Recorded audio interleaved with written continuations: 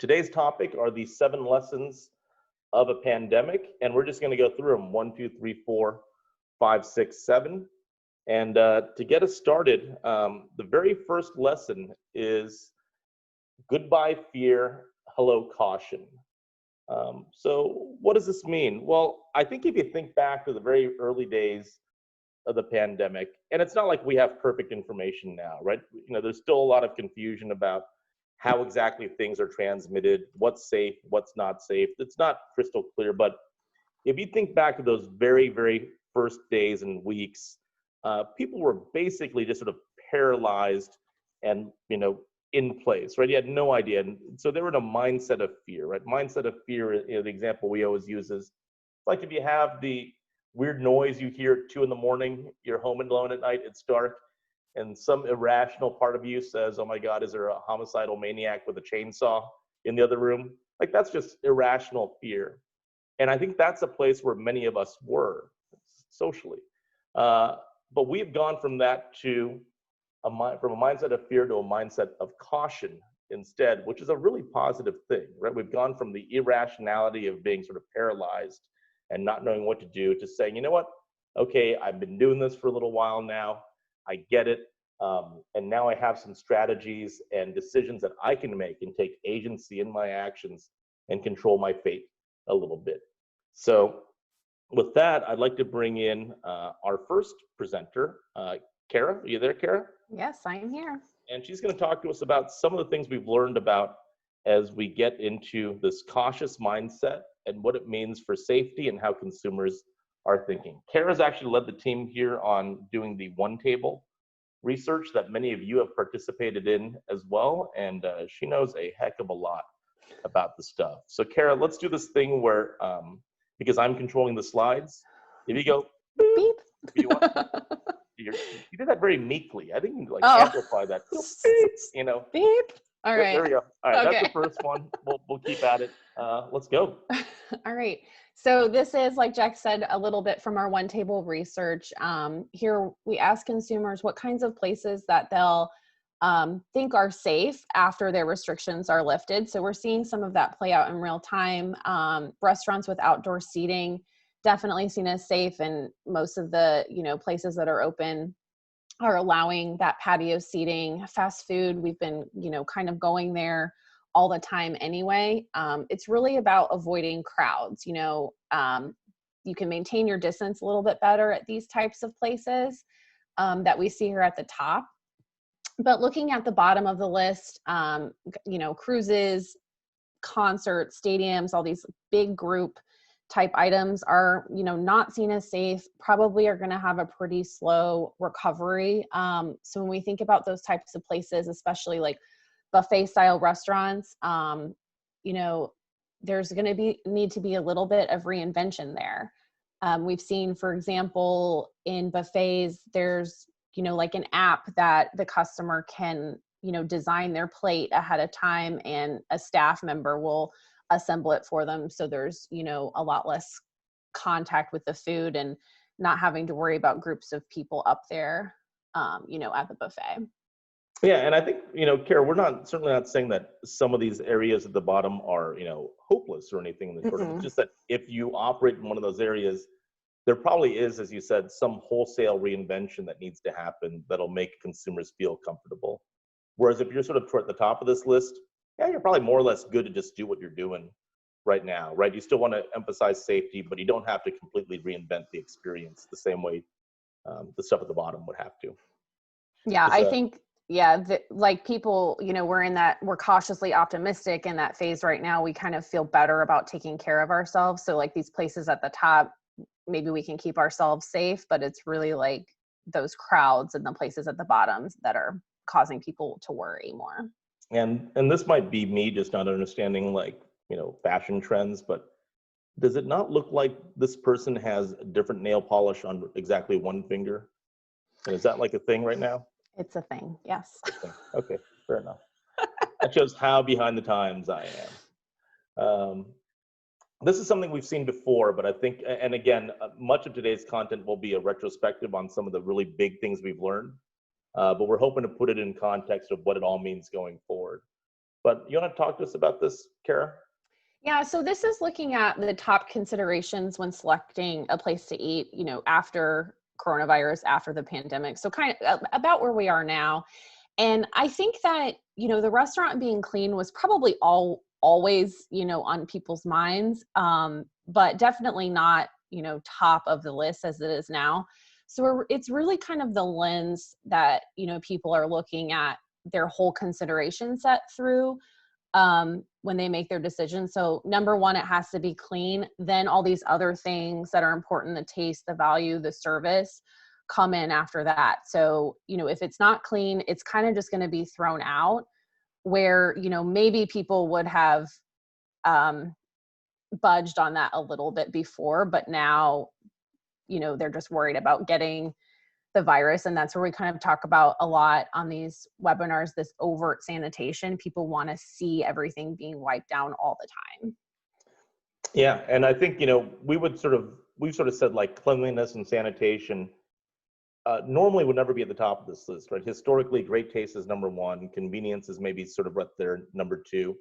Now that's totally shifted, but the way we would think about cleanliness and sanitation is probably more as a filter than as a sort, right? It's like you don't have to be the world's cleanest store or the world's cleanest restaurant. You just have to be clean enough for someone and comfortably clear that hurdle.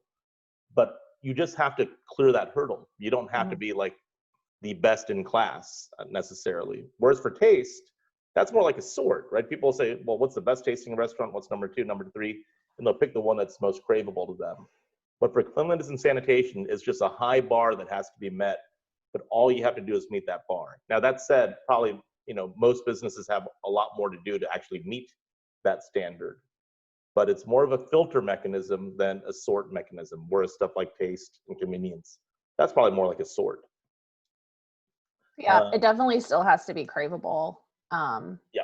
But, they're not going to really be willing to sacrifice their safety just because it's craveable. Yeah. Beep. There you go. I'm ahead of you on this one. Oh, sorry. Yeah. So really, I think when we talk about like the fear at first and the anxiety, there's kind of like a little bit of trauma residual from, that heightened sense of anxiety, like being scared to go outside. So, what we're seeing here is the majority of people, 76%, say that the restaurant being clean and being safe is going to always matter more. So I would definitely put myself in this camp that I feel very aware, of what is happening around me when, the few times that I do go out, if people are close to me, if I see things being clean, because there's just like a little bit of just that residual, like we're almost talking about it like PTSD, like, okay, is this place safe? Is this going to matter? This is, going to still matter in the future. Definitely top of mind right now, but we think it'll probably still be in the back of people's heads, even in the long term. Just being worried about not getting sick and wanting to feel really safe. Yeah, I think that PTSD analogy, is it an analogy? Is that a metaphor? I don't know what the right term is for that, is really sort of spot on, right? A lot of times people say things and it may or may not be true in the future. Like, I think I'm going to think this way a year from now. And you have to sort of interpret those numbers. Here, I think when you have this many people saying this will always matter more to me than it did before, there probably is just, a psychological reason for that. Think of how traumatizing the last several weeks have been for people, and those individual moments that maybe they've gathered during that time that just like sticks out in their mind. The next time they see like a dirty bathroom or a condiment counter that's sort of sticky and gross, even if that's a year off in the future or 2 or 3 years, that might trigger like that memory of what's been going on the last few weeks. And I think that means that this number actually sort of sticks in a way that, let's say, other future looking numbers don't. So I actually think that is a pretty good comparison. I can maybe just talk to this. We have a service called Brand Fingerprints, and we could look at how consumers rate different restaurant chains. In this case, we have it for C-stores and for grocery stores as well, across lots of different metrics, one of which is cleanliness. And each one of these bars here is a different restaurant chain. And you can see that there's a pretty big range, right? Percentage that say, hey, it's really great, the cleanliness there. Like the best chain scores an 81. And at the opposite end of the spectrum, it's just a 35. It's not like they're all sort of together. I mean, there's a huge range. So you do want to think about this as a potential differentiator for the stores, the restaurants, the convenience stores that people are going to select in the future. So this is really interesting. There's a really big shift here from the onset of the pandemic to here at the beginning of June of what people are most concerned about when it comes to their safety. So it went from what you're touching to the being really close to other people. So I think that there's been a lot of education maybe or lack thereof about surfaces, and people are just, really accustomed to washing their hands all the time and trying not to touch their faces when they're out. So the risk of, contracting the virus from just touching things has become pretty low. And now it's really shifted to being, a proximity thing. So this is pretty positive though for getting back to normal. If you're, constantly worried about touching everything, that's probably going to stick with you for a long time. But, being around other people as a society, we can't just stop doing that. Yeah, it is sort of interesting. Like the notion of touching something, it has this like historic time element to it, right? Like if you touch something that someone touched an hour, a minute, a day, a couple weeks before, like that might feel potentially contagious to you. We've moved away from that thought where now you only have to worry about what's physically happening next to me right now, not, what's the whole history of this object that I'm interacting with. And I will say too, I remember like for a while, like people were being really cognizant of not touching their face. But for all of you that do like a, Zoom, call or a video call with your colleagues or family members or whoever your friends, you'll notice that people are touching their faces like nonstop all the time now. I think like we're not as guarded about that anymore. In fact, one of us may be touching our faces right now. Maybe you can spot it. How about self-serve, Kara? Yeah, so this is the perceived safety of these self-serve areas, going forward. And we're, not a whole lot is really seen as safe. So, this is just kind of interesting to look at for the future, what innovation could potentially come out of, this whole issue that can make, some of this stuff become touchless, or will people just eventually become more comfortable and not worry, about some of this stuff? Yeah, I mean, so reaching into a beverage cooler, getting a can or a bottle, that's more or less safe to people. But you have like a majority number saying, I'm not so sure about a lot of these other It's kind of like these open container type situations, I think, that people feel a lot less comfortable with, especially if lots of people can be around there. Yeah. And you see a lot of restaurants actually already moving away from these types of things. So that will likely continue to happen, at least for the near to intermediate term. How about some stickers? Yeah, so really this is, what could we do to help packaging or, make people more comfortable? And really for consumers, it's about a tamper-proof seal. So this is just something like super cheap, super easy, that restaurants and manufacturers can provide, for their customers. It's a good branding opportunity.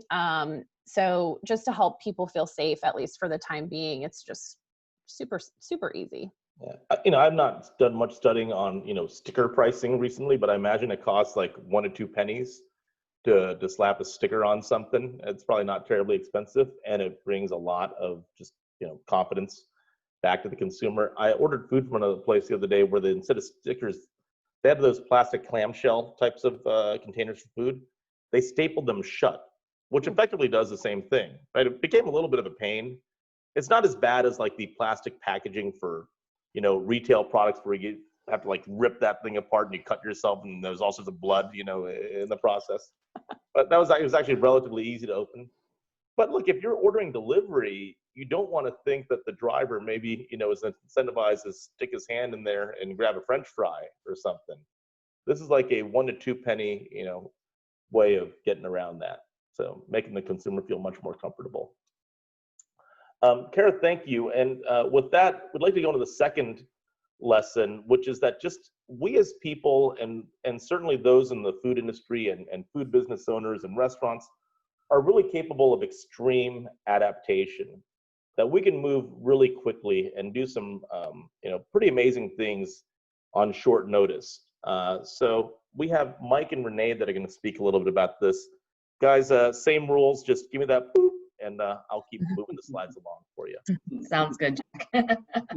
Well, one of the things that we've been seeing a lot is family meals. And I think that is definitely one of those things that's going to continue even after everything kind of settles down.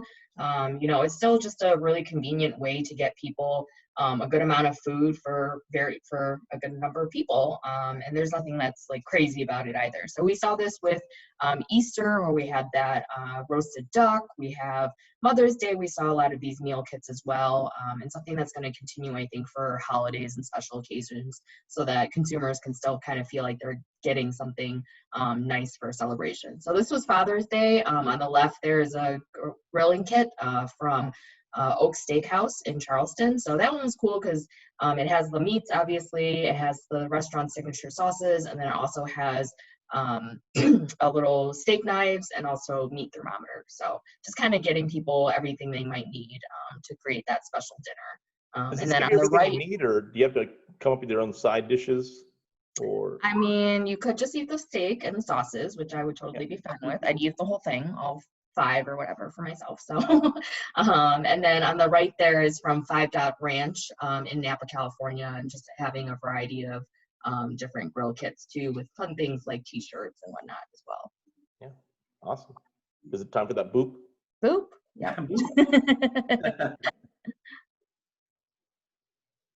Good deal. This is kind of along the similar line. This is a catering operation out of Cambridge, Massachusetts.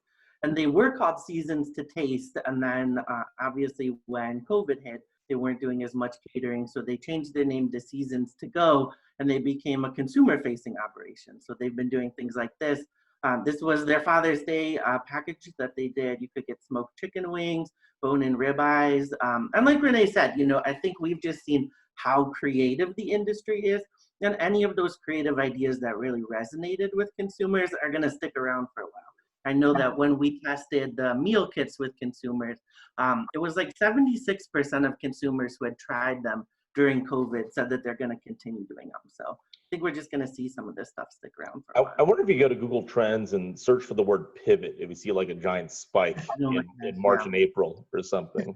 Oh yeah. How about this one? Yeah, so this is an actually, I thought they had branded face masks, but I guess not. But so something that we've seen too a lot is contactless menus and QR codes. So even though it kind of seemed like QR codes were really big a few years ago and then they kind of just went away, now it's becoming a really good tool for restaurants for their menus. So on the right there is Replay in Chicago, and I actually went there a few weeks ago and was looking for their menu. And of course you just, go up there and just have your camera out and just look at the QR code, and then it brings up their website with their menus. Same thing on the left there is a pub in Canada where that's also really common, and just a really good way for operators. They don't have to worry about reprinting menus, sanitizing menus, throwing all that paper out and stuff too. And I think, Mike, you were saying too, it might help with environmental concerns, right? Yeah, absolutely. And I think we will get back to that where, right now consumers understand that restaurants have to adapt, and maybe, they're, having some of that disposable packaging because they have to. But I think in the next few months, you're going to see consumers say that, they're interested in sustainable options. Yeah, and you think about like how much time like some of these changes would normally take, like just people sitting in meetings and like dilly-dallying and just stewing on a decision. Here it's like all the decisions just happen all at once. And you see this, even like working with some chain restaurants, you see it with innovation. They're like, things that would have normally taken us 9 months or 12 months to do, we've done them like 3 or 4 weeks all of a sudden, or even less than that in some cases. I think sometimes it's just like, hey, if you got to do it, you figure out a way to do it, which is exactly what we've seen. Right. Yeah, actually Disney has rolled out QR codes at their restaurants in Florida. And they've actually found other reasons why it works. I know they have different QR codes for different languages. So you can scan a particular QR code and get it in a different language if you want. Yeah, we're all basically living right now in a matrix of billions of different beta tests but it's cool. We're seeing some interesting innovation come out of this. Yeah. And this is super cool. This is Ladybird Cafe in LA. And so I think in the beginning we saw some of those like really wacky ideas, people having those like inner tube tables and the pool noodles and all of that type of stuff, dummies in restaurants. And, I think a lot of people thought that was going to go away or not really have too much staying power. But this is really cool. These are little greenhouses at this cafe. So instead of, just putting out some tables in the parking lot and not having too much ambiance, there's these little pods almost that you can dine in. I mean, this is super cute. I would dine here, What is you, Mike?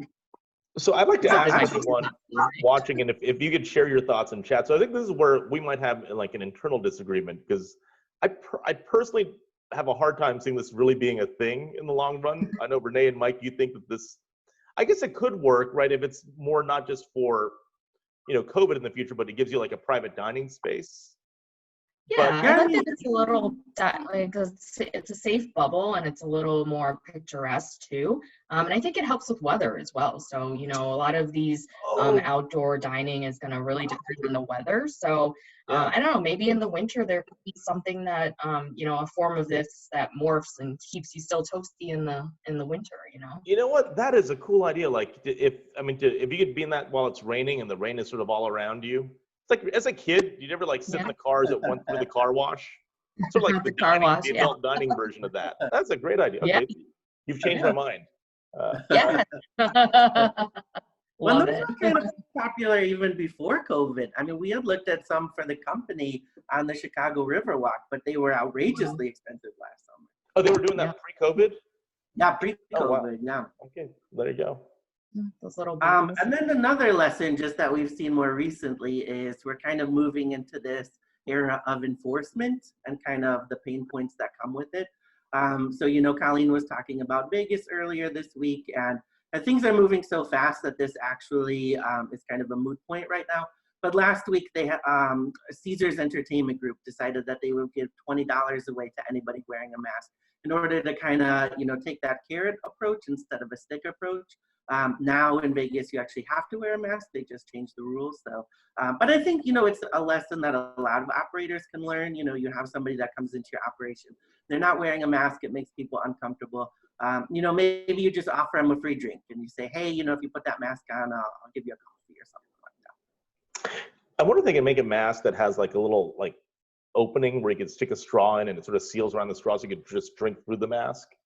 I feel like you could do that, right? I feel like you have a lot of mask ideas, Jack. Yeah. Yeah. Could start a whole Next big line. thing. Yeah. Thanks for that. And Mike, Renee, we're going to bring you back in just a moment. But Mark, if you're there, I was wondering if you could tell us about this third big lesson, which is just that COVID has accelerated a number of things that were probably going to happen anyways. You could think of COVID as a giant accelerator. A lot of these are technology-based trends that have now been pushed forward, but there's some other ones too that Mark's going to share with us. Mark, you there with us? I sure am. All right, well, let's talk about some of these things. Well, I think that the big one that's going to happen so far that's going to be accelerated is just this adoption of off-premise ordering and eating. And it's not as if that wasn't already happening a little bit. The use of drive-throughs and more carry out and off-premise was kind of migrating from quick service to other parts of the industry. You think that if Panera Bread and Chipotle were adding drive-through lanes before, well, now I think that that's going to accelerate post-COVID, and probably some more fast casuals or casual dining chains might also get in on that trend too. But then it was also kind of a big boon initially for people that were already pretty good at off-premise and digital and carry-out. So you think about guys like Wingstop and the pizza chains. That's one place where this is really going to accelerate. On the right side of the chart. Oh, go ahead. Josh. I think, to your point, we're thinking that, some people are saying, I don't see myself eating inside of a restaurant as much anymore. But we think that gap will probably close in the long run, right? Oh, yeah. I think over the long term, it definitely will. But where we sit right now, we're still months away from a treatment or a vaccine. And so coming out of this, at least in the near term, we'll see some decline in on-premise eating. But, I think that delta will shrink a little bit. But is it the order at the counter is the one that I thought was always more interesting. I feel like that gap there, it'll probably recede a little bit, but it won't go back to even, because what we've accelerated is all that ordering ahead behavior, which probably would have happened anyways, but we've just like supercharged that. Yeah, well, and that was one thing that was kind of, I think, in motion a little bit too, where, you know, you think about some of the real leading fast casual chains that were starting to do, you know, digital only products where you could only order these things through their branded apps, for instance. And I think that you know, is something that's going to probably pick up speed. Yep. Yeah. And so, boop. Boop. I love phone pay. What do we know about it? Well, you know, this stat that's highlighted here in red is pretty staggering. You know, I think that this is 1 in 6 people that have started to, you know, adopt NFC or contactless payment with their phones in the past 8 to 10 weeks. I mean, that's a kind of a staggering adoption curve right there. And the way that I think about it is that, well, first of all, this is just you know, contactless payment with the phone. You know, with like an Apple Pay or a Google Pay. I don't think this includes people using a restaurant app that has your card stored in it. No, this is You know, this is the Apple Pay, Google Pay type of thing here. yeah, so I think that we're seeing even more, you know, contactless payment if you broaden the universe a little bit and think about all that. You know, personally, I haven't done the thing where you double tap your phone and just, you know, hold it up to a reader and it links your debit card. I use restaurant apps with that all the time, but You don't use the thing where you just wave your phone and you're done? no, for whatever reason I'm It is still so awesome. Why wouldn't you do that? It's the best. you know, Jack, I'm slow with this kind of stuff. I'm still rocking the iPhone 6s. You know, I'm incredibly cheap, so Wait, you know. we're on iPhone 11 and due for iPhone 12 now. Are you literally your phone's 6 years old? Yeah, still Wow. works. Okay. Still works. Yeah. So I don't know if that's like an analog to, you know, my grandparents growing up in the Depression and never throwing anything away. Maybe that's something going on right now. But you know, we've had NFC since, I don't know, what, 2015 or something like that. And yeah, 1/3 of people in those 5 years started using it. In just the last 3 months, half as many of those jumped on board. That's pretty quick acceleration. And once you start using it, it really is fantastic. So I would absolutely. recommend that you join the red the red chart. Okay, boss, I will. You got And it. but you made a good point, Jack. You know, this is one thing that maybe people were starting to do this because of concerns out of, you know, limiting touching surfaces and sanitation. But at its core, contactless payment and NFC, that's just purely all about convenience. Yeah. And so why go back? Yeah, and it really is convenient. It's fantastic. Yeah. All right, honk. Honk. And delivery, contactless delivery. So contactless delivery, this one is pretty new throughout the pandemic. I mean, even the most kind of you know, tech forward and forward thinking delivery specialists like the pizza players, they really hadn't done too much with contactless delivery yet. But when that became a priority, when we're concerned about our health, you know, it began with people like Domino's and Pizza, but it's really all across the industry right now as we're more of a delivery and carry out model. And, you know, this is one that is purely about, you know, safety, sanitation. But I do think that's going to have a lot of staying power because it also is kind of convenient. I like it more, right? I think like the delivery services thought, oh, you know, we're going to offer a really great customer experience and you meet your driver and like, yeah, just leave the food. It's so much easier. Totally. I would personally prefer this in the long run as well. So, yeah, I might be an edge case, but you know, I think that where it's been really great for me, this contactless delivery, is that if my wife and I are ordering food kind of later at night, like a little bit after we put our kids down to bed, and we don't want the doorbell to ring, and we've got 2 big dogs that'll go nuts and wake everybody up, contactless this week has been great for that. So there are these little convenience edge cases that pop up all the time with that. absolutely. All right, Auga. Yeah. All right. So And, yeah. Oh, go ahead. Were you going to say something? I would say, you know, I've actually heard from some, you know, grocery chains and whatnot that have said, hey, We're not so comfortable with that self-serve salad bar, so we're moving toward more automated solutions like Sally the salad robot from Chowbotics, which makes a pretty mean salad instead. But are we hearing anything else around automation that we think is accelerated by virtue of the pandemic? Sure. Well, so I think that these kinds of next generation vending machines that we're seeing, you had mentioned this is good for, a prepared foods section in a supermarket or a convenience store, but you think about a lot of different on-site segments that really had come to depend on self-serving food stations to, move a big line of people through at one big rush time. When that's seen as, more of a risk, I think that might drive adoption of these sorts of technologies in a lot of on-site segments too. Yeah. And then across the wider industry, certainly the move toward ordering kiosks were, that was a trend that, you really couldn't get away from the last couple of years.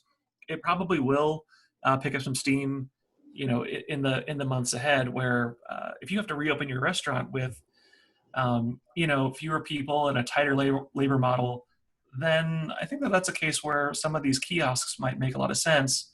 But it's all nuanced, right? Because if you're touching all these things to order, and there's a line of 20 people, lining up to touch the stuff to place their orders, those concerns are going to be there as well. So that's one that we're going to have to keep in tension. Yeah. The automation thing was going to happen anyways. Like these types of solutions were, I think, clearly already going to come in.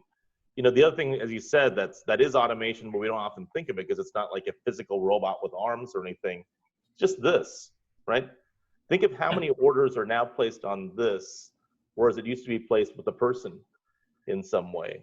We've totally just sped that up because people are finding this to be quite convenient to just do it on your phone. There's a salad chain nearby me where you can only go in the store to pick up your order, and you can only order by using the app to construct your salad, right? So that's, that used to be a human interaction, and now it's an automated, robotic interaction via your phone instead.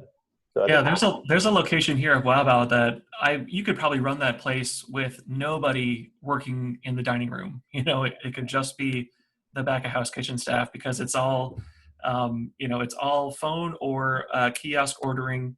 There's no cashier, and they just put your food in a cubby when it's ready. There's some seating in there, but for the most part, it's a purely carry out operation. Yeah. Thanks for that, Mark. I will real quickly talk about our fourth major lesson, which is just that location really is everything. It's probably one of the things that's not talked about nearly as much, but you almost have to think about location on sort of a very microscopic scale. So here's some analysis you may have seen from us before, but I think it bears repeating. It comes from our Firefly service, which is a data set of every place that serves food in the country. And we can learn some things about restaurant opening and closure rates. One, we know that restaurants closed far more often in urban areas than they did in suburban or rural areas during the pandemic, right? The urban areas got hit hardest. But the story does not end there. It's not just an urban story. It's not just a state story. You have to get a little bit more specific, right? So if you look at New York City, this is a zip code map. Each of the boundary lines is a different zip code, and we've color-coded this by whether restaurants are open or closed there. And you can see the closure rates are just much stronger in those Manhattan zip codes versus the rest of New York City. And you see this is true of places like Chicago as well, where restaurants are pretty much open in the suburbs, but when you get downtown over here, sort of to the right, and specifically when you get into the Loop, which is where all the big office buildings are, closure rates are sort of off the charts. So we developed a special stat that we call the variable population ratio, which is the number of people that work in an area divided by the number of people that live in an area. So if you don't have many people that live there and you have a lot of people that work there, you have a really high variable population ratio. And you can look at the 25 zip codes across the country that have the highest variable population ratios, right? How many people live there? How many people work there? What's that ratio? And the next column over is the closure rate of restaurants in those zip codes compared to the US average of 11.5%. So in these zip codes with high variable population, you're talking 2 times, 3 times, 4 times, sometimes 5 times the national average in terms of closure rates. So even within a specific city, it depends really on like that super local area, that zip, that block, that really determines what the roadmap to recovery looks like for restaurants and other places that rely on consumers for business. If we're talking about areas where we've just sort of sucked people entirely out of the economy, right? People not going into the office to work, that's the thing that makes it really challenging for restaurants and other food places. It's primarily just an economic, equation story. It's actually not so much about public health. It's, are there enough customers that we could draw from? And, it seems like it's a pretty, intuitive thing and just, obvious thing to say, but it wasn't really said very much until we actually sort of really looked into these numbers. So I would say, as you think about your business, if you're an operator or a retailer, or if you're a supplier to the industry, you want to think about where you are or where your customers are. If they have lots of stores in these types of super high variable population areas, those are the ones that are going to be most under pressure. If we're talking about mostly stores out in the suburbs or in rural areas, then those are going to be much more likely to have already recovered or to recover at a faster pace than other types of places. And we see this, right? So specialties, I think they had something like 50 units, and they're, it's a great concept. And their idea was, hey, we want to be in downtown areas near all the office buildings. That's our market. We're gonna cater to those businesses as well. That model just didn't work. I mean, they were sadly a victim of their location. It's going to be a long time before some of those areas come back. It's not about the cities they were in. It's not about the states they were in. It was literally about the block of the street that they were on, and the fact that it's, we don't have a lot of office workers all of a sudden. The potential number of consumers to serve shrunk by 80% virtually overnight, and they had to close, not just temporarily, but close their entire system down permanently. So we lose another great brand through all of this. And you want to keep in mind that there will probably be some long-term implications as well. The pandemic may not last forever, but we've probably learned very quickly in the first week or two of this that we can actually work from home and be pretty productive still, right? Think about your companies and where you work, and do you have a target date for going back to the office yet? Maybe. Or are you like one of those companies where maybe you won't be back in the office until the end of the year? Or are you like Twitter, where your company has said you could work from home forever if you want? We'll probably see a long-term systemic decline in the number of people that actually go physically into work, right? Maybe companies offered 2 days work from home or some sort of policy like that, which means that restaurants and other businesses in those areas, those downtowns, let's say, with all the office buildings, those will be a little bit different going forward, right? There's going to be less people to serve in those areas all of a sudden. They may go from lunchtime establishments, right, all the fast casual places, to maybe things that are more suitable for dinner, as some of that real estate turns from, let's say, office buildings into things like condos in the long run. So think about location. It really is going to make a difference. Mike, Renee, I'd like to bring you back in and talk about the fifth major lesson, which is just that I think by any measure that we've seen, and we certainly agree with this, that trends will continue to blast ahead at full speed. So I'm going to do the first boop, and then why don't you just jump right on in? Yeah, and I think, that's something we were being asked a lot about, especially in the early days of the pandemic, when everything seemed, like it was up in the air and kind of anything was possible. Are the trends that we had talked about for years kind of dead in the water? And this is a total reset, and we kind of have to rethink everything again. I think now we kind of realize that, that's not the case, that trends will continue. And this is a question that we asked, of consumers. Of those that are interested in this trend prior to coronavirus, how many of them think that they'll still be interested after the pandemic? And you can see here that for almost everything here, consumers say that they're going to still be interested. And I think even those ones that kind of fall to the bottom, which are still strong percentages, 72, 73%, some of that I think is even less pandemic related and just, they're maybe a little bit tired of Instagrammable foods and trends like that. So just maybe that kind of natural life cycle of that trend, not even related to. Is TikTokable food a thing now? that we I just know, skipped that's that what I was part. thinking when we tested this. Yeah, it is. There's quite a few food personalities on TikTok too. Yeah. Boop. And I think you could argue that, and actually, we really do believe this. Some of these things have actually maybe been accelerated even by virtue of the pandemic. I mean, think about the people that think about plant-based as an example. You know, second week of the pandemic, empty meat cases at the grocery store. People go in, they can't find like the normal thing they were going to buy, and they're like, "Oh, what's this? You know, thing that's left over? This strange plant-based thing I've been hearing about." They try it, they like it, and now they're on that plant-based train. And some of these will not just only resume, but grow at a faster rate, we think, coming out of all this. Yeah, absolutely. I mean, Starbucks just, announced that they're going to add plant-based meats to the breakfast menu. So that's a great example of on the operator side, how many operators think that trends are going to be important in the future. So we asked this question as well. You can see over 80% of operators say that trends are either going to be equally as important as they were prior to coronavirus, or there's a good percentage there, over a quarter, say they're going to be more important after COVID is over. Yeah, a net preponderance saying more important compared to less important. Yeah. Yeah, and we can see already that a lot of operators are innovating and continuing ahead with trends. So this is Dalgona, I never know if I say that right, but whipped coffee, which was all over Instagram, social media. I made it several times. It really is very magical. And now Foxtrot Market here in Chicago has added it to their permanent lineup. So just one example of kind of capitalizing on what people are making at home and putting it as a nice little LTO. For those who don't know what this is, can you tell us what this is? Yeah, so it's just, it's water, sugar, and instant coffee. It has to be instant coffee crystals. You just whip it up for 5-10 minutes and it like froths up like magic. So it's this whipped Korean coffee that it was based on. Oh, that's awesome. Yeah, it's super fun. Look it up.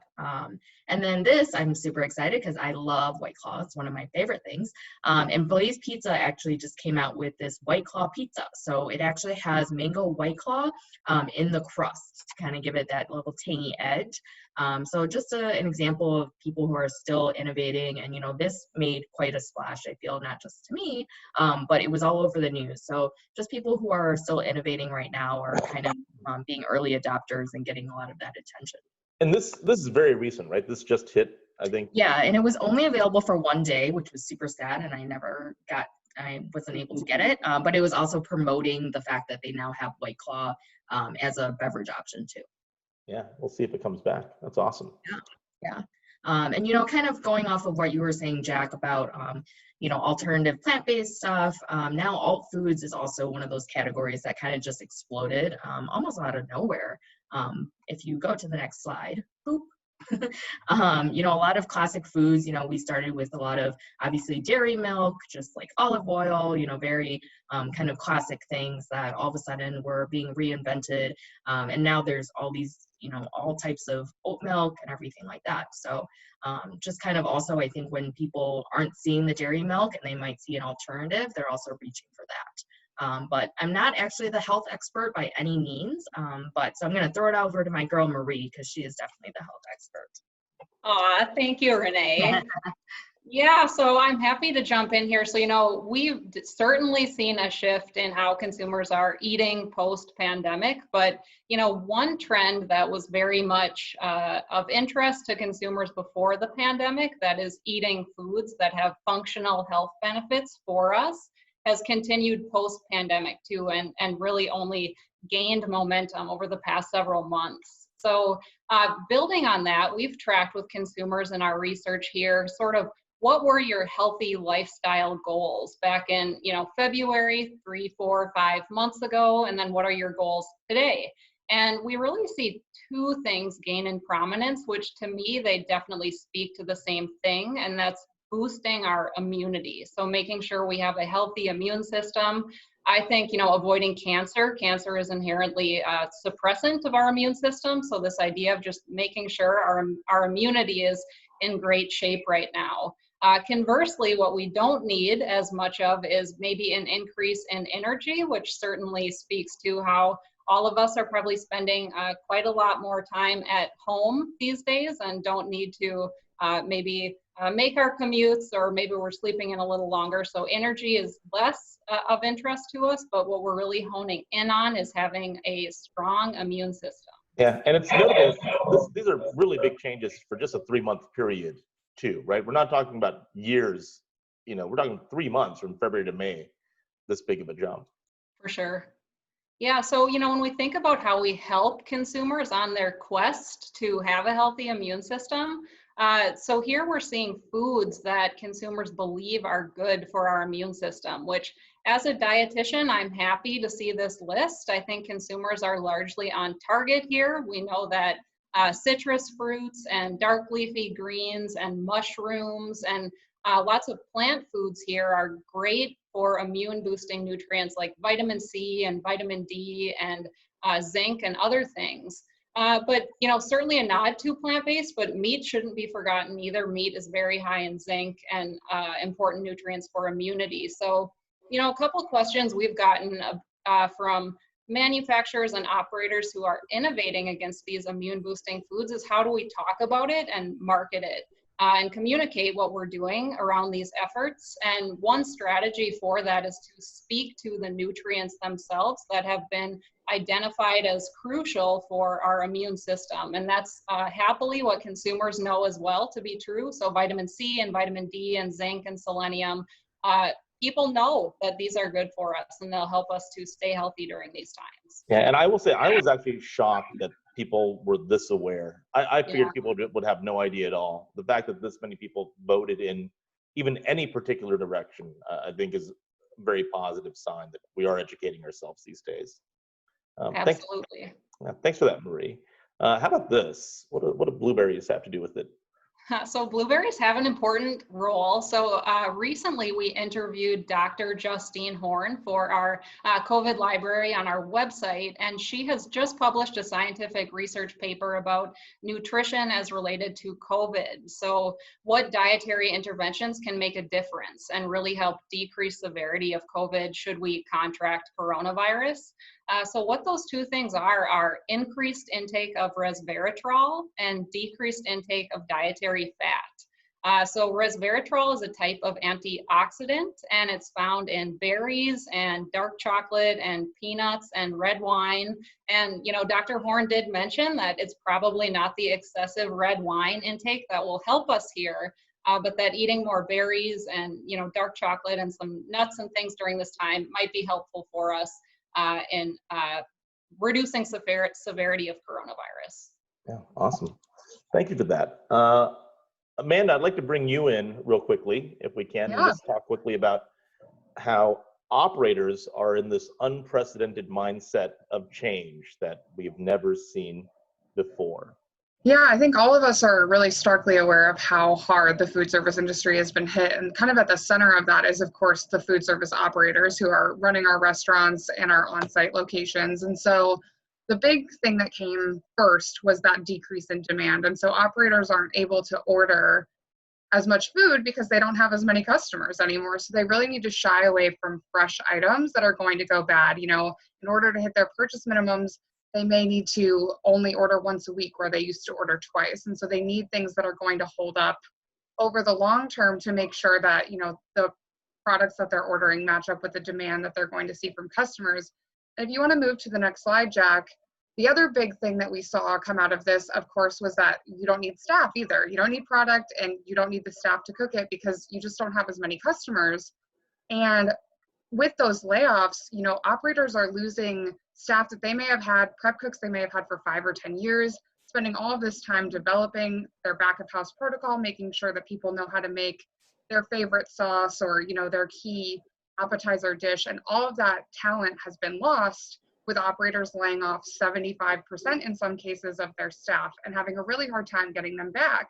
And so what you see here is almost 40% of operators saying that they're going to need more convenience-focused products, because even if they do get staff back, it probably won't be at 100%, and it may not be the staff that they had beforehand. And so, this may not seem like a huge number, but if you think about the amount of times you could ask a restaurant operator, are you going to change the way that you make this classic thing back of house? The answer is always no. We test pre-made soup bases and sauce starters, and you get this segment of operators who are like, we know what we're doing, we've got an amazing staff, we don't need help. But I think that that has all shifted from this pandemic, and we see that too on the next slide. You know, an interest in things that are single serve. So it's something really easy for the staff back of house to just open up, cook. It kind of takes away some of that prep work, and additionally it prevents waste as well. You know, operators are having a really hard time forecasting demand. I think we see, you know, day by day things shift. You know, just today Florida's closing up a little bit more, Texas is as well, so definitely help there to potentially switch to single serve.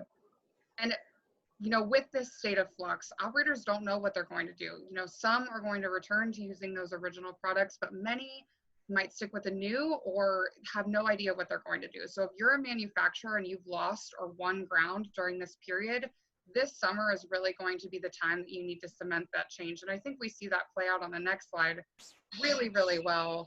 The blue bar here is when restaurants expect to be reopened, but the pink is when they expect traffic to be back to normal. So there's that huge gap where operators know they're going to be open, but they don't think that they're going to get back to that 100% capacity that they're accustomed to. So, you know, we'll see restaurant operators being really scrappy and really needing your help this summer as they just work to get their profits back up to normal levels. And I think this last slide just underlines that. I want to stop you for a second. I mean, such a good point. This is the window, right? The window is between now, when places are basically opening back up, and sometime after September when traffic comes back. There's so much flux right now. You could influence so many operator decisions. They're literally switching formats of product, which they would never normally do. If you're a supplier to the industry, you could have that consultative conversation with the operator and get them to consider why your product is a better solution. That whole objection of, I'm good with what I have, that's been taken off the table entirely. But you only have a few months to do this. By the time we get to October, November, that cement is dried, I think, essentially. Yep. So you got to go after it right now. And tell us about this last important stat. Yeah, and I think this just underlines that point in a really final way. You know, we asked operators when they're ready to talk to manufacturers and distributors about new products, and the answer is right now. Over half saying that this summer is the time they want to be talking about that. A large portion ready in September. Very few operators saying that that's a conversation they want to have later on. They know they need your help, and they know they need it right now. Yeah, so that is probably one of the big lessons, just engage immediately. Amanda, thank you. And for the last piece, I'd like to bring in Colleen, who's also amazing. And you know, if you think about what's happened throughout the course of the pandemic, us as just people and those around us, and whether they're customers or vendors or friends and family, we've all just been through like fucking hell together. And we don't want that to be lost. I think that is the thing that we will all remember in the end, is that we've come together as people. And that's a seventh lesson, is keep the whole thing human. Colleen? Yeah, I think it's really important to kind of take a moment, circle all the way back to where we started at the beginning of this crisis together. Is it's about coming together, the relationships we forged, the sacrifice, the dedication. Next slide. I think we can't forget, as we start to pave our way forward and we're thinking about our business needs every single day, is to not lose sight of not just our employees, but all those that have been taking care of us. And if you look at the next slide, you see how consumers have been reacting in thanks, grace, and gratitude to our healthcare workers, but also to our industry. On the next slide.